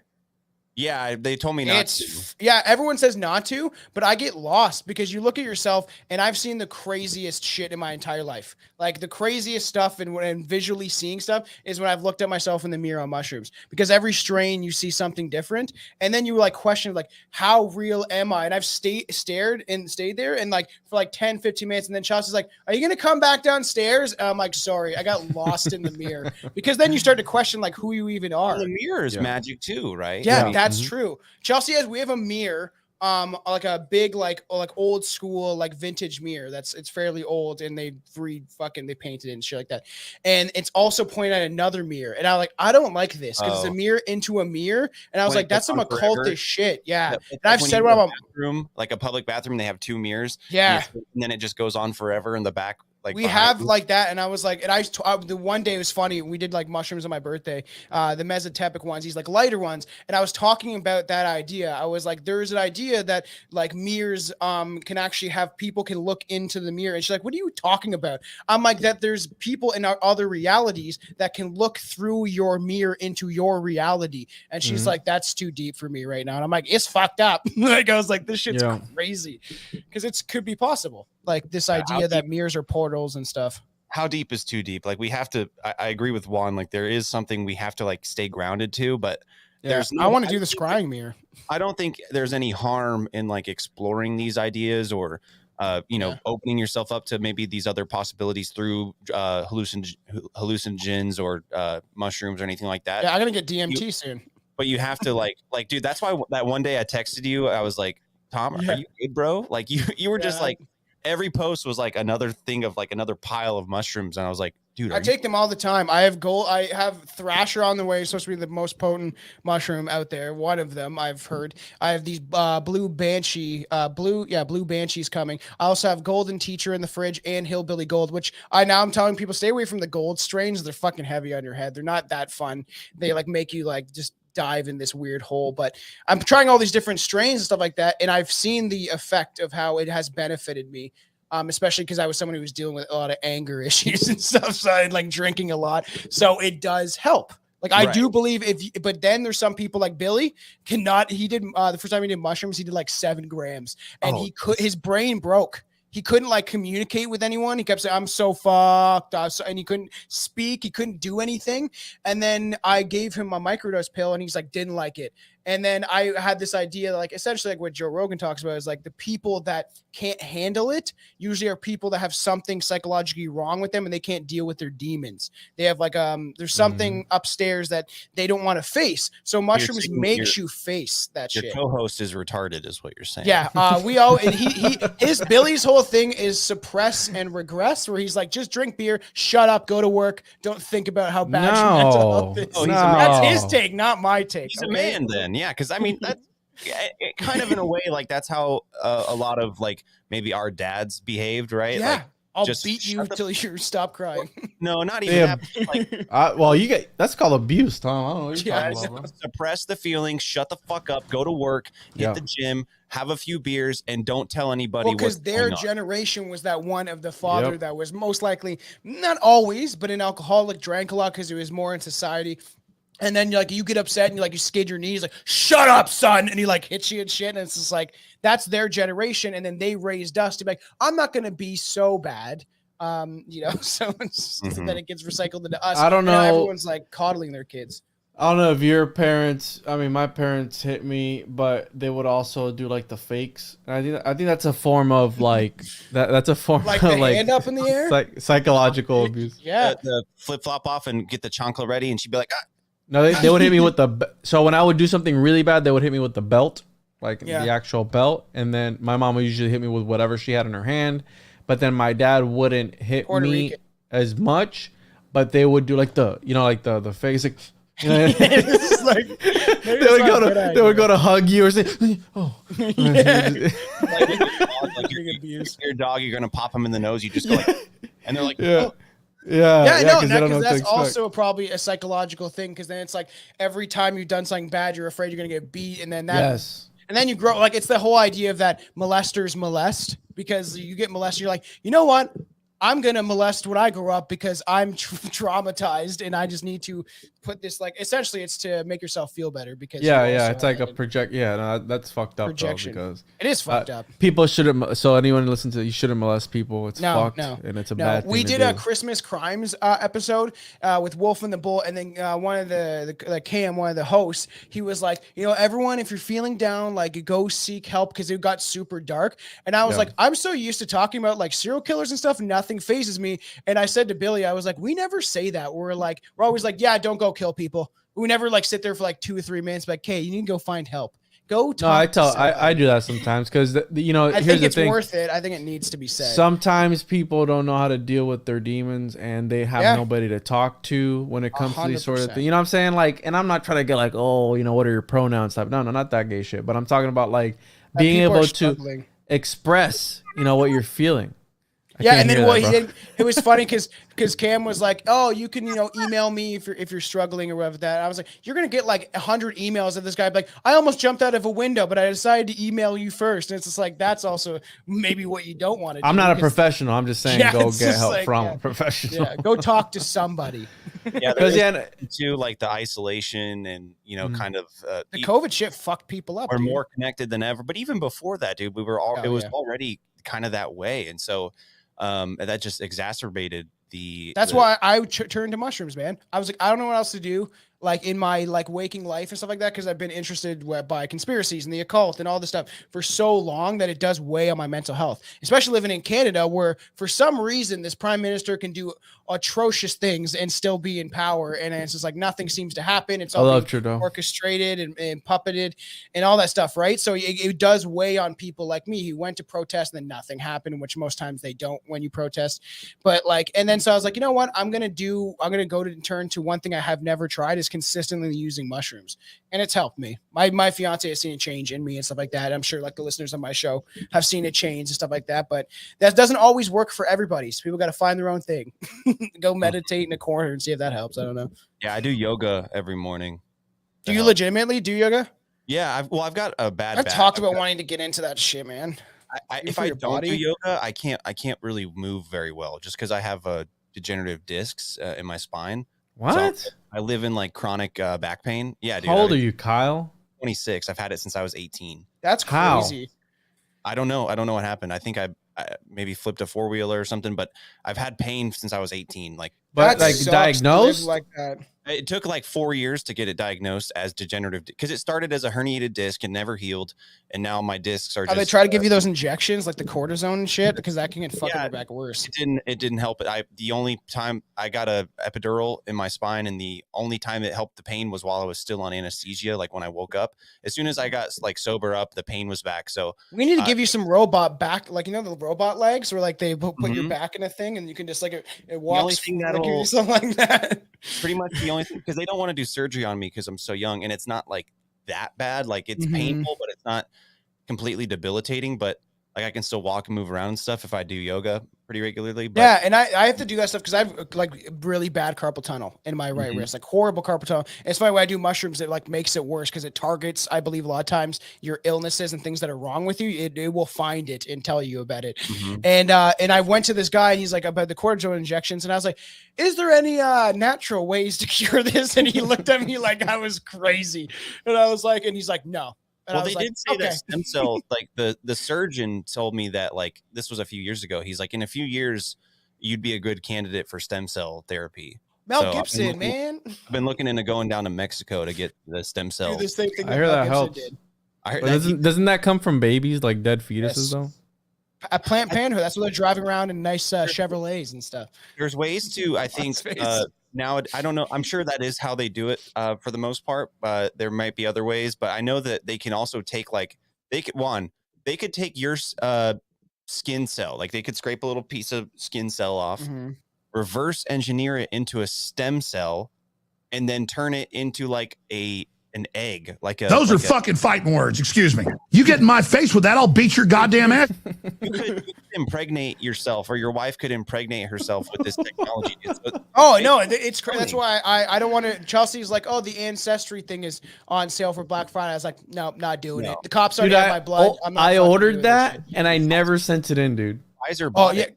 Yeah, there's a big conspiracy. And to talk about this, I had one thing I wanted to bring up. So if you guys ever seen the movie, I haven't never seen it, but I know the quote is from a outer space song. Have you ever seen the movie Conspiracy with Mel Gibson? Actually bringing up Mel Gibson in general. So he's a crazy conspiracy nut and stuff like that. And he says something in the movie, I have it brought up, where he says, on July 8th, 1979, all the fathers of Nobel Prize winners were rounded up by United States nation's military units, all right, and they're actually forced at gunpoint to give little semen samples in little plastic jars, which are now stored below the Rockefeller Center underneath the ice skating rink. I wouldn't want to be there for the thaw. But essentially, this is just kind of a real thing. The sperm bank for Nobel Prize winners. So one of the Nobel Prize sperm bank was founded in 1918 by multi-millionaire Robert Graham, inventor of shatterproof eyeglass lenses. So that's his one claim to fame. It's just like, hey, your glasses break a lot. I made them shatterproof. I don't know. Did he shoot a bullet with his glasses on and see if they didn't shatter? Collecting sperm? His goal was to combine the sperm and eggs of superior men and women. Who does that sound like? One word, bro, for eugenics. You. Homunculus. Yeah, eugenics, man. So ideally, obviously, they wanted to produce superior babies. If that all sounds awfully like eugenics, well, it was. This is in the movie? Conspiracy? It's a real thing now. So in the movie, he talks about this, but this is a real thing that did happen, but not being rounded up by the military. In practice, most Nobel Prize winners were smart enough to steer clear of this bank, but 3 decided to make a deposit. And one was William Shockley, who won the award for inventing the transistor and was an unapologetic racist. So... Well, dude, I mean, the thing about eugenics is like that was an American thing. It started, yeah. I think me and Juan talked about that too. And yeah, we did. It was exported to Europe and Germany and things like that. Like eugenics. Like, It was a Hitler's big like, deal. this is a good idea. It was a big deal back in the early 1900s, dude. I mean, it was a huge thing. And yeah, they're like, get rid of all the babies that are, and now they're doing that in Canada. Essentially, it's eugenics with this medically assisted suicide shit. It's fucking nuts, and I'm getting angry about it. And Juan has always wanted to talk to my mother, which is funny. But she was like, we should do a show together, and we see very opposites on the fence of things because she's a nurse. My grandma was a nurse, and she was like, we should do the nurses that kill people. I was like, oh yeah, the angels of death.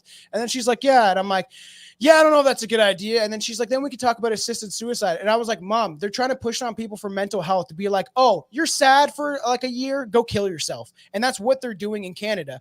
And then we got in this argument, and I was like, are stop. they really? Yeah. And did you see the commercial? There was like a whole commercial like promoting it. It's like, so if your mental health is bad, you can sign for assisted suicide. And now, so people with disabilities in Canada, right? They don't get paid that much. So guy fucks up his back at work. And there's one guy that literally, he lives with other people that are also on disability. They make like no money, right? So then he signs up for medically assisted suicide, and they interviewed him, and he's like, I don't want to die. But he's like, I have no other options. Literally, it's like, I either die or I live on the streets. And he's like, I'm not living on the streets. That's the last thing I will do. So What instead of in helping the people, world, it is though? fucked. real. Canada is fucked. So the expansion of assisted suicide in Canada's expansion of euthanasia legislation, or MAID as it is known, has caused concerns among It's so groups. fucked, dude. What in the It's dude, always like what? So now, and then now they're pushing it. So and Trudeau was just talking about this, and I posted it because he looks like a reptilian, dude. His eyes are blank and vacant as he's saying this. I always say he's on drugs, probably, right? Like if you see him talk about things, his eyes are like dead. Like there's like windowless, like there's nothing there. And it was funny because me and my mom were talking about this, and I was like, stop the genocide. I was fucking with her because she gives out the shots at her work and stuff like that. And I was like, stop participating in the genocide of humanity. And she's like, I'm going to hang up the phone. I was like, that's fine. You had her on a podcast? No. But eventually I was like, we'll have to do a Patreon episode because me and my mother clash all the time. So I was like, yeah, I don't really want to yell at you live on a podcast, but we've had a good relationship with my use of mushrooms. But before, it's just like, I'm always like, how do you not see this shit? You know, like in being a nurse, you get indoctrinated. And I told her this idea of medicine is the end all be all of like, oh yeah, medicate anybody and stuff like that. Cause it's not good to like just medicate everybody. Like you got a problem here, take this pill, and numbs everything. Right. Fucking crazy. Eh? Canada's fuck, man. It's so weird. It's like, why are you pushing this shit, man? Like that's so wild, bro. Government funded drag shows. We have a lot of fun stuff up here. Again, it's like it's a haunted house. They're just doing it just to see what they can push and get away with. Yeah, and like, because think about it, if it's all going to go down this road of like Chinese surveillance and social credit and all that stuff, right? They'll keep pushing to see how far they can move the goalpost to see how well a society will adapt to this idea of like how the Chinese run their, which everyone seems to love. Everyone in power over here is like, that's a great thing. And it's just like, is it though? Luckily, you guys have guns. Luckily, we have tons of guns, which people don't really know, but a lot of people have guns. I loved when I went. Aren't they just passing a law like to take like grandpa's hunting rifle? They're trying to, and people are getting pissed. They won't give them up. It's not going to happen. I know people with handguns are not giving them up because they're like, you have to give them up because you can't trade or sell or whatever or buy them. So people are just going to keep them. But like even when I went shooting, I went to the shooting range and I loved it because they had a Trudeau picture and it said tyrant and it was like him screaming. And the guy was like, we're as conservative as you get. And I don't label myself, but it was like they're very against the government. You see that in a lot of those areas and people that are supporting gun rights because a lot of it is we want to protect ourselves, man, because if, according to your guys' law, that's the whole thing is if the government becomes tyrannical, you have an option, essentially. Yeah, but then they call that treason. Like nowadays, that used to be a right or whatever and part of the system. Now now they call it treason. You're a terrorist, all this stuff. It's like, well, I want to protect my rights and my countrymen and stuff, but it's like I also don't want to be labeled a terrorist and get drone bombed like they do. Have you guys seen the drone videos in Ukraine where like these tiny little drones will just drop they'll be like 100 feet up or however high up, and there's a camera. You're watching it. They just drop grenades on dudes. Like yeah. That's what Billy always talks about. He's like, you really think like you think if they really wanted to do shit, they would just fucking kill us with drones. If we all stood up and were like, fuck this, and like held our picket signs. No, I think there's more of us than there are them. Yeah, it's very right, true. They have a lot of drones with grenades attached to them. It's pretty sick, right?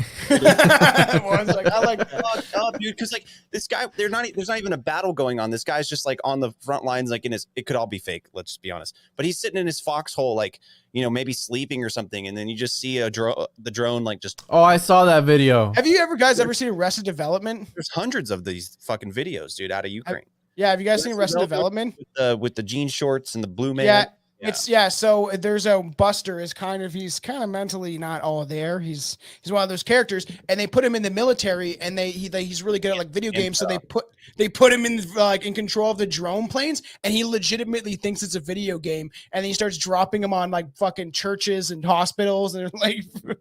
It's a funny bit because he doesn't know that it's real people. And I feel like that's what drone warfare is all about. It disassociates you from really seeing the person that you're shooting. Juan's playing Call of Duty all the time. He's just on the military sim, bro. He's just training up, bro. Yeah, dude, you say that, but sometimes I'll be like, I wonder this is what it feels like to be in, and imagine that's some people's realities, right? Where they're in these war-torn countries. Mm-hmm. And they're just constantly being bombed. For a weird reason. Yeah, dude, it's fucked. I think about that all the time. Like I have my headphones in, I'm just like going at it. And again, you're playing these video games in this simulated reality, but it invokes real fears. Like I get anxiety. I'm trying to run. No, 100%. I keep getting murked over and over again. It's like fuck. But like it does invoke feelings. Yeah. Dude. What was that kind? I said, and you said like Assassin's Creed is a cultish, but Modern Warfare is not. And it's like. Well, in a way, if you look at it that way, of like it's kind of that blending of reality, it is kind of a cultish, and there's certainly some sort of maybe not programming, but what is it, desensitization to things, like yes, And here's the thing, dude, like I carry a gun with me every day and all this stuff, and like I don't have nightmares or bad dreams anymore. I have dreams of like, could I kill somebody, like if they attacked my family, like. Like someone breaks in or tries to like, like, could I, like, my dream is like, how if you try to punch someone in your dream and you feel like you can't actually ever like punch them, right? It's like that, but like I have a gun in my hand and I'm like, could I actually pull the trigger on somebody? But it jams up or like the clip keeps falling out, the magazine. Could I even pull the trigger like that? Or if like, and I don't have kids yet, but imagine like if my dog ever bit my kid's face, could I shoot my dog? Right? Like, bro, you have the. Kyle, do you have these dreams on a regular? Like, what's going on, bro? Just every now and then. Just every now and then. That's so fucked up. Dreams are crazy, and we're actually like, fucking Tron, like Shane. We're talking about like, cause he wants to jump on Strange Brew, and I was like, yeah, for sure, let's do something. And he was talking about how fucked up dreams he has. I was like, I have the craziest dreams like ever, all the time, and it's weird. I wonder if it plays out because certain like dreams relate to weird things. When I was like, essentially, this is way back in the day, but I was cheating on Chelsea before. Like I was early 20s, and I was seeing this chick, Jessica. Fucking piece of shit. I know. I was a horrible person for a long time in my life. And so when I knew that I wanted to go back to Chelsea. She's who I wanted. I didn't know what I wanted in life during 2012, where I thought the world might come to an end or some crazy shit might happen, some new beginning. And this chick had a dream that she was walking down the street and then somebody was like coming up on her and then stabs her, and then the hood lifts off and it's me, because I had a plan to cut it off. And she like saw that symbolically in her dream. Like that I was going to essentially like cut it off. I'm done. I don't want to be part of that anymore. And did she tell you that after you broke up with her though? No, she told me beforehand. And I was like thinking in my head, I was like, oh, this is weird. It's like, I'm like, I got to tell you something. Well, I had a dream. Yeah, I've been having, so when I smoke, the devil's lettuce, I can't remember my dreams, or I don't have dreams. Yeah. And I've been, when you don't, you have crazy dreams. Yeah. I've been sober. I've been sober for like a week now, and my dreams are coming back to me, and I just been having vivid dreams, man. Just like not That's crazy that weed not the fucked up shit that you have, but no, I have crazy ass dreams. And the thing is, I smoke tons of weed, and I always dream. But also, if you guys want to have more dreams, take valerian root. I've been taking that to help me sleep, and it regulates stuff. I tried some of that. Yeah, dude. I had It some. will What? make What do you you call it? drink. It's valerian root. It's a natural The thing, fucking better than melatonin. Game of Thrones, the Valerians. Yeah. It's a natural root because I'm going down this super like herbalistic fucking natural medicine road that I've ventured down, and I feel like I'm healthier than I've ever been and stuff like that. And I take this to help me sleep. But So it the gives you, oil? like, vivid dreams. Yeah, It's I like take a it as a drop, tincture. like a dropper. Yeah. Like a tincture. And it gives me like very vivid dreams, Mhm. like where it Okay, feels extremely so real. Valerian raw herbal extract is a liquid herbal supplement for restful sleep and relaxation. It helps you get the deep sleep you need without feeling groggy the next day. With Valerian, every good night leads you to another astral dimension realm where you'll meet Joe Rogan. Okay, so yeah, it sounds. And also, I think it's like how they make what's that sleepy drug that people take? Melanin or no? That's not melatonin. Melatonin, no. Melanin is in the skin, isn't The it? guy from Friends was I'm like retarded. addicted to it. What's his name? Oh, not Valium. Yeah, Valium. So I'm pretty fuck sure that. it's Valerian. They synthesized valerian root and other stuff, I think, to make Valium. But it's not. It's natural. If you Like take it by having people itself- kill their families on that stuff, like they sleepwalk. That's either Lunesta or Ambien. Oh yeah. Yeah, dude, that's They wild. just take a certain component of the valerian root and then my mom of used to other take things. Ambien back in the day, I've and never taken that shit. I would wake up, like I'd get up in the morning or something, like go to the microwave, and there'd be a bowl of cereal with milk in it. Pillows in the fucking oven. Yeah, there'd be just like shit everywhere, and like my mom thought it was me, and I was like, but looking back, I was like, well, she was taking that Ambien stuff. There's no Dude. Yeah. Have you guys That's ever tried fucked. Xanax? Because Xanax makes you kind of feel like you're Dude, drunk-ish, Xanax, kind of like. you don't even like. It's a weird. yeah, I've tried it Xanax once is or bad, twice. dude. I've made the worst decisions of my life on Xanax. No, I've tried Oxy for my when I got my wisdom teeth pulled. Once I and started I talking cou- to demons. I couldn't take it, bro. I got too nauseous. I couldn't take it, and I I stopped think taking I it. accidentally snorted a benzo one time, and I was fucked up. For like 12 hours. Accidentally. No, dude, I was doing drugs a lot in college and stuff, and I was with Yeah. I I've was done with tons my of shit. cousin of all people at our friend's house, and my cousin, he's a recovering heroin addict and stuff, so he was on all these pills, and he gave me what I thought was like a hydro, like you snort a hydro, it's like just taking it quicker, right? And it was actually I think it was a fucking benzo, dude, because I was fucked up for like 14 hours, like That's crazy. throwing up and like drive. I was like I had to drive like on the highway, and I like couldn't drive. I had to like stop and make my cousin drive. Well, it can nuts, certain dude. drugs. That's why I don't take anything. I only take natural shit now. But like even when I hurt my back or whatever, like I hurt my back like a fucking month or two ago, and they're like, here, like take this muscle relaxer. And then so I took it, made me feel fucked, dude. I did not like it. I almost had I like seized up on a muscle relaxer one time. Like It feels weird, because man. they at the height of me like getting all this diagnosis and the shit with my back, like it was at like the height of the opioid epidemic, and they didn't want to give me like hydro. I think I've only take fentanyl. I think I've only ever gotten one prescription for pain pills, right? Like because of my back. The rest was like muscle relaxers and stuff. And one day I was having real bad back pain. I laid on the couch all day. I took a muscle relaxer, and I didn't move for like 8 hours. Like I just laid on the couch. And when I got up, I might have like stood up too fast or whatever, but I got up and like I had like fuck. And fell down and busted my face on the coffee table and like woke up by myself. I woke up like with a bloody nose and a bloody face, and I was like, what the fuck is going on? Like That's nuts, man. Yeah, that shit's fucking dangerous. Now they just hand it out like fucking candy a lot of times. Like, here, just take this. It'll make you feel better. Like 4 bottles of muscle relaxers in my drawer that I have still the bottle, and I'm like, I'm never gonna take that. It made me feel fucking weird and like drowsy, and like these drugs are dangerous, and then people get addicted to them, like pain pills and stuff like that. So many people get addicted to that shit. Everlast, Mad Child, all these rappers.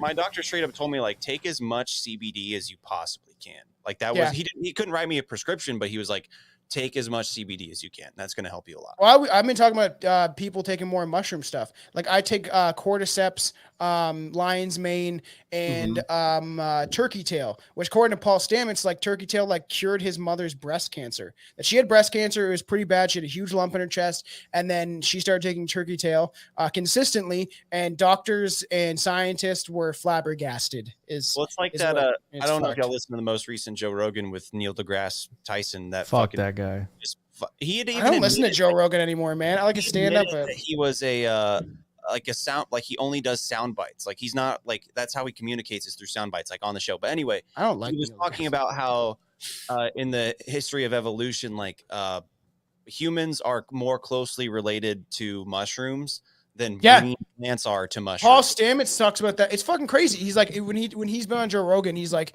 you're fungus, I'm fungus. We're all related. In the animal kingdom too. All of our DNA goes back to the fungus. That's why You're a fungus. I am a fungus. Fucking Anton's talking about like Tomcat, trust the fungus Thompson, and I was like, thanks, man. Thanks, like just because that's all I've been doing, but it's not for everybody. Right. No. Let's make it clear, because Billy, it'll break your brain if you're someone like Billy. So you can't deal with your demons. Yeah. Fucking. Because Juan, you grew your own, right? Yeah. Well, I know a guy who knows a guy who's very close to me, who knows a guy who might have been me who grew him. Yeah. Yeah. Because I remember when you were doing that, and I was like, that's so cool. Because I would like to, because you had to do it in your closet or some shit, like, right? You have to like really make sure it's sterile, so to speak, or it can go wrong. As sterile as possible, yeah. Yeah. It's like a 3 month maybe not 3 months, maybe 2 months. Do you know what strain that you grew? Yeah, B plus strain. B plus, yeah, that's fairly common strain. That's cool. It's cool that you did that. I want to do it now because I've seen like little kits you can make and stuff like that, and I was like, in the 70s, High Times magazine was advertising like grow kits. So you can buy it. It's becoming a big thing in Canada now. They've opened the first shroomery in Vancouver, and the second one ever is open in Toronto, where you can literally go there, like you can get weed and get mushrooms. And there's tons of sites. People have asked me, like, can you get it in the States? Tons of people have asked me, like, can you get in? I was like, I'm sure you can find a way. But in Canada, there's so many sites because you can't legally go through people's mail, so they can just send it throughout the country, right? So crazy stuff. Let's wrap this one up. Let's this was a fun one. Any concluding thoughts that we want to leave the listeners with? This will be a swap cast, so it'll be on all three of our fuck yeah. RSS I had fun feeds. doing this. It's been a while, Juan, so I like doing this a lot. And we have some talks about doing some crazy deep dives into stuff. So, and then Kyle, me and you, I really want to do the Texas Killing Fields together, because that shit's fucked up. There's a Netflix show on. I know, it just came out, and I was just talking about how I sent before that even came out. I was talking like, hey, let's do that for the show on Strange Brew side, and we'll do a show maybe this month or in the new year. Yeah, guys, this was fun. Juan, always great to see you. Tomcat, always great to see you. I dropped that link to that 12-hour documentary if you guys want to pop that tab open. 12 hours. We got to do the work, guys. Someone's got to do the work. Okay, so I used to watch all those documentaries by Ken Burns, where it's like 14 hours of like World War II, and then Billy's making fun of me because he's like, I was going to sleep watching it, and then he's like, in your head's like kill, kill, kill, like bullets going off and shit. It's like, I cut that. Fuck that. Well, non guy on YouTube, he's like, look at this. I know what you're thinking. You can find me at the One on One Podcast, all social media platforms, TikTok, Instagram, Twitter, all that good stuff.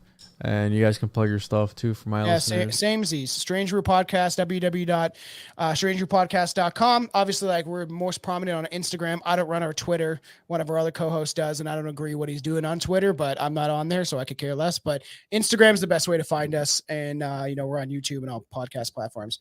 All that fun shit.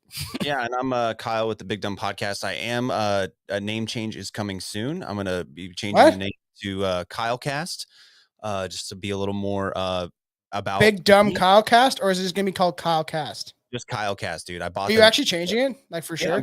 I just got to get a logo made and everything like that. It'll be on the same feed, but becoming egotistical there, son. Well, look at Juan over here, dude. I know. That's all right. We did Strange Juan's, the One-on-One podcast. No, it's actually Juan who inspired. He's like, dude, it's the one-on-one is because it's me. Like, it's just me doing the show. Yeah. I agree. My own. And so I started this Big Dumb Podcast with the co-host who's no longer here. And so it's like, well, I might as well change it. And I like Kylecast. That's cool. I actually dig that. No one else has it. It's alliterated. I bought the URL. So that'll happen at some point. But yeah, for now, you can find me at the Big Dumb Podcast on all the platforms, Podcasting 2.0. What pisses me off about all this Spotify rap shit, like, I don't use Spotify for podcasts. I only listen to Joe Rogan. We just only did it. Like, I don't use it either for podcasting. I use Podverse, use the Podcasting 2.0 stuff. Yeah, I use Castbox. I encourage that. And I'll leave this with 2 final thoughts. That's fucking retarded. And hi, good night, everybody. Bye.